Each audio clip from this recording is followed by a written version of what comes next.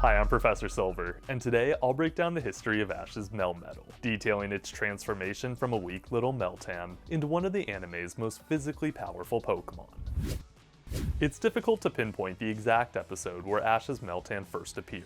Its species debuted in the Sun and Moon episode Evolving Research, but it's never confirmed if Ash caught one of the 3 Meltan shown. Meltan's origins are further muddied because the reason for its species emergence remains an enigma. The Meltan were first seen underwater off the coast of Pony Island near an ancient mystery box. Personally, I think that the treasure hunting duo Ida and Kanoa inadvertently opened the mystery box, releasing the Meltan from their slumber. It's unknown why Meltan disappeared 3,000 years ago, but I imagine that ancient people sealed it away as the Pokemon's eating of their metal hindered their technological progress. In the broader context, Meltan's anime appearance is a lot more obvious. Its inclusion in the series was a strategic move to enhance market synergy with Pokemon Go. A few months prior to Meltan's anime debut, it featured in a special event within the game, which was also tied into the Let's Go franchise. Just like in the anime, Meltan was portrayed as a major mystery. Even Professor Oak had no knowledge of its existence. Regardless of the motive behind Ash's Meltan's debut in the series, it served as a perfect replacement to Poipole. As the Sun and Moon saga entered its third and final act, Meltan featured in many episodes. A few episodes after its species debuted, it was disclosed by the series narrator in the episode A Grand Debut that a group of Meltan had boarded Ash's ship from Pony Island to Melee. Notably, there were significantly more Meltan during their second appearance than in their first. It's likely that these Meltan were spawned from the 3 initially shown.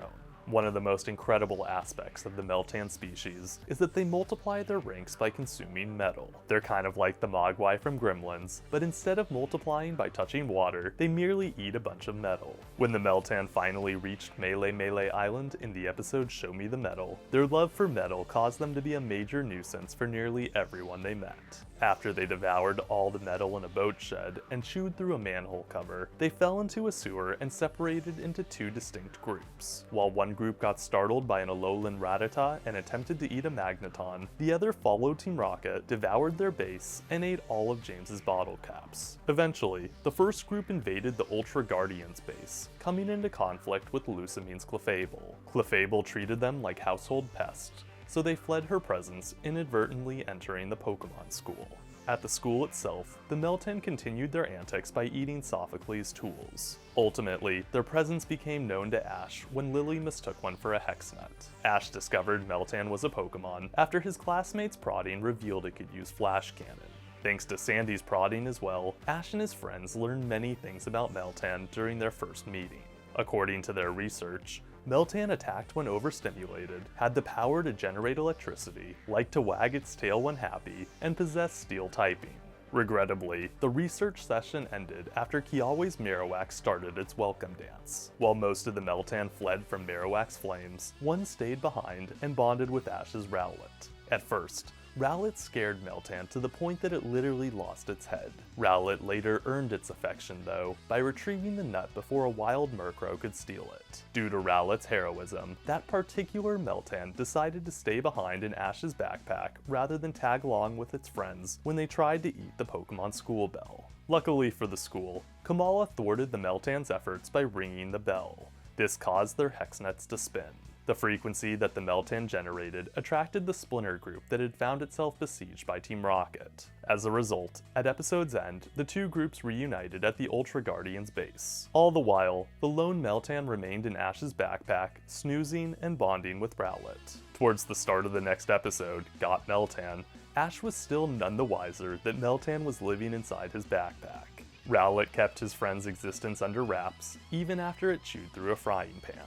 As much as Meltan wanted to explore the world, Rowlet wanted to maintain the status quo and keep snoozing. That said, Rowlet jumped to action after the wild Murkrow from before returned and stole Meltan away. Though Rowlet got it back, Meltan lost its nut during the rescue. Unbeknownst to the duo, Team Rocket found the nut and used it to service their van. Rowlet tried to replace the nut with all sorts of objects, but none of them made the cut. Luckily, near the end of the two's adorable quest, they retrieved the nut from Team Rocket. When Team Rocket tried to get their revenge, Rowlet flew to Meltan's defense. He shielded Meltan from the Meowth's Fury Swipes for as long as he could, but eventually, Meltan returned the favor. Using its nut, it broke Meowth's nail and let off 2 blasts of Flash Cannon. The move completely fried Team Rocket, leaving them unable to flee from Beware. Ash arrived soon afterward, and finally discovered the Rowlet had made an excellent friend in Meltan. Furthermore, when they all returned to the Pokemon School, Clefable revealed that she had tamed Meltan's wild friends and turned them from little beasts into tiny circus attractions. Rather than rejoin its friends, Meltan opted to stay with Rowlet and join Ash's team. Ash captured Meltan because he wanted to ensure that it would remain with its new best friend. Meltan's capture proved a bit difficult due to its Hex Nut, but the Pokemon eventually became Ash's final capture of the saga. The catch was notable for 2 major reasons. It made Meltan both Ash's first Steel type and his first mythical Pokemon. For Meltan, getting caught by Ash presented the best of both worlds. On one hand, it could stay with Rowlet. On the other, it could visit its friends whenever it wanted. As shown in episodes like Beauty is Crystal Deep and Pikachu's Exciting Adventure, the wild Meltan assisted Clefable in maintaining the Ultra Guardian base and dispersing Beast Balls. While with Clefable, the wild Meltan also multiplied without abandon. From its capture until the end of the saga, Meltan traveled with Ash as his resident wildcard. Life with Ash was an easy adjustment for the Pokemon, as it basically just hung out with Rowlet and got into Hijinx. Its personality was pretty much exactly the same as when it was wild. Intensely curious, fun-loving, strong-willed, and ever loyal to its friends. To sum up a few of Meltan's early adventures, it joined Ash on his Guardian quest in Beauty is Crystal Deep, hung out in the Dealer of Destruction, and ate some frying pans in the Secret Princess. Rowlet did his best to stop Meltan from eating Kukui and Burnett's kitchenware, but not even his mentor-like relationship with the little Pokemon could stop it from satiating its ravenous appetite. Besides Rowlet, Meltan also formed strong relationships with the gang's other Pokemon. Most notably, in the episode Drawn with the Wind, it went on a grand adventure in Molly City with Lana Sandy and Mallow Shaman. During the adventure, Meltan watched an Eevee procession, chased after Mallow's flower, ate a spoon, rode atop Sandy, cushioned Shaman's fall, freed its friends from Team Rocket, battled Jesse's Mimikyu, and fought James's Mareanie. Though Mimikyu easily dodged its advances, Meltan fared far better against Mareanie. It shrugged off Sludge Bomb thanks to its Steel-type immunity to poisonous attacks, landed Headbutt, and watched as Sandy finished things up with Double Edge. Likely as a result of Meltan's performance during the battle, Team Rocket would go on to tell their coworker Matori in the episode Spying for the Big Guy that the Pokemon was a major menace. While still in Molly City, Meltan helped Ash conquer the Cantonian Gym. During the episode Aiming for the Top Floor, Meltan helped Ash complete the obstacle challenge and joined Rowlet in a double battle against Gym Leader Ryuki's Dragon types. Initially, the battle was only supposed to be Rowlet versus Zweilous, but Meltan was so angry to see Rowlet get hurt that it decided to join its friend in battle. After ruining Ryuki's shoes, Meltan entered the field opposite Ryuki's Druddigon. Although Meltan was all fired up at the battle's start, its Headbutt proved a bit ineffective. Furthermore, since it had yet to learn self-control, Meltan responded to failure by not listening to Ash's orders. Before it regained its composure, it fired off Flash Cannon and failed to dodge an attack. Luckily, it limited the damage using Harden. When Rowlet found himself unable to save his little buddy, he summoned up all his courage, learned Brave Bird, and executed a daring rescue. Once Meltan and Rowlet had recovered from the assault, they won the battle by combining Brave Bird with Flash Cannon. While Meltan didn't do much during the battle, that it was able to tank Druddigon's many attacks showed that it had an incredible defense despite its small stature. Following Meltan's first official win in the series, it mostly took a backseat until the Alola League. All it really did before the league was eat away at Hunter D's submarine in The One That Didn't Get Away, sleep with Rowlet in a fiery training camp trick, cameo in Living on the Cutting Edge, and search for Ash during Pikachu's Exciting Adventure.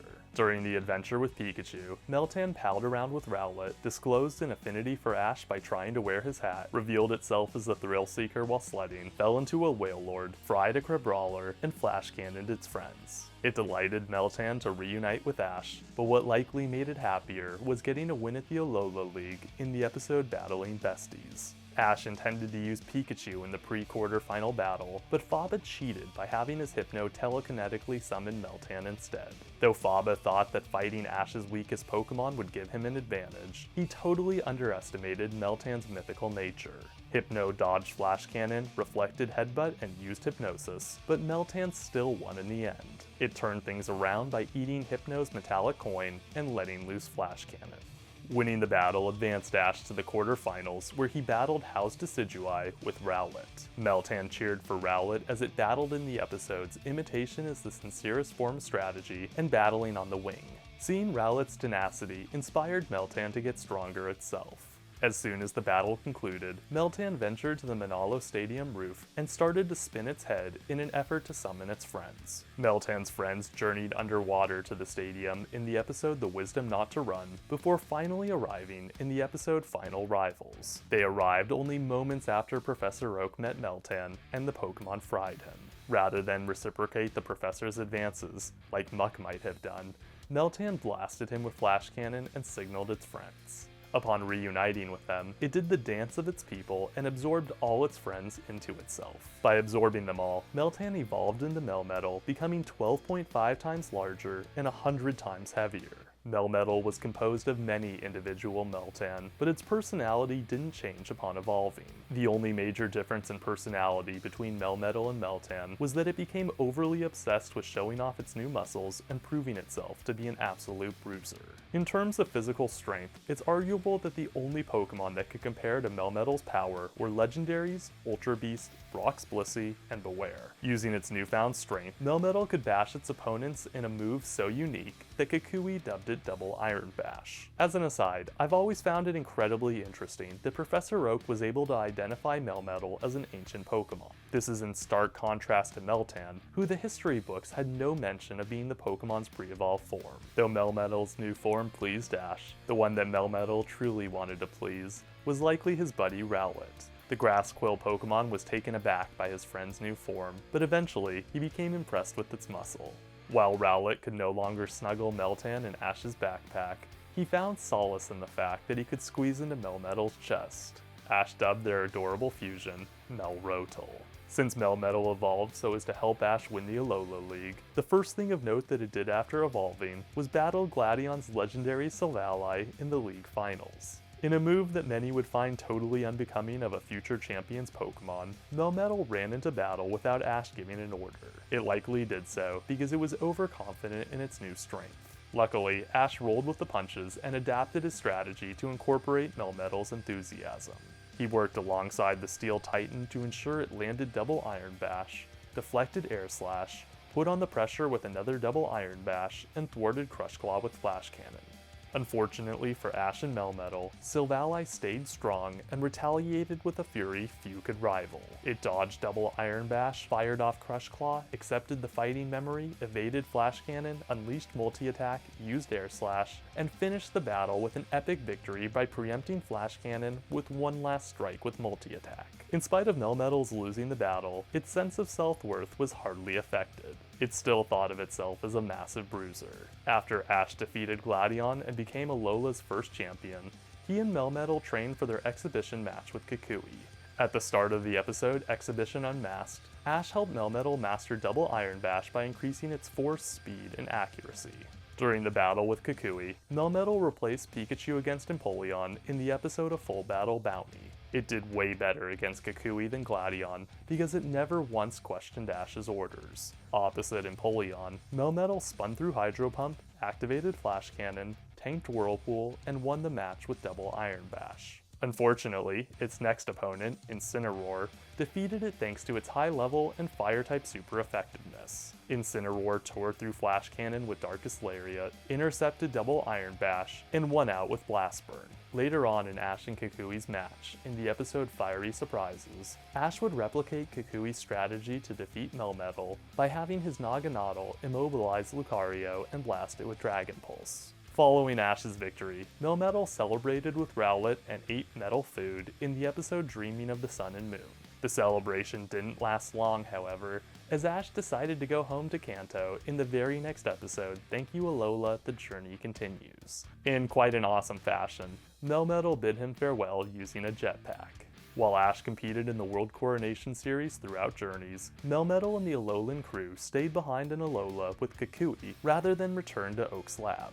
Nevertheless, Melmetal appeared several times throughout Ash's Journeys adventures. It welcomed Ash home in the New Old Gang of Mine, celebrated Gladion's father's return in helping the hometown hero, watched Ash battle Leon in pairing Pokemon while pairing, and appeared to Pikachu during his Spirit Vision in Partners in Time. While Melmetal didn't appear in the To Be a Pokemon Master arc, it's safe to assume it's become a rotating reserve. If Ash were to use it to defend his World Champion title in a Galarian stadium, I imagine that any challenger he faces, even Leon or Steven Stone, would tremble before the might of Melmetal's possible Gigantamax form.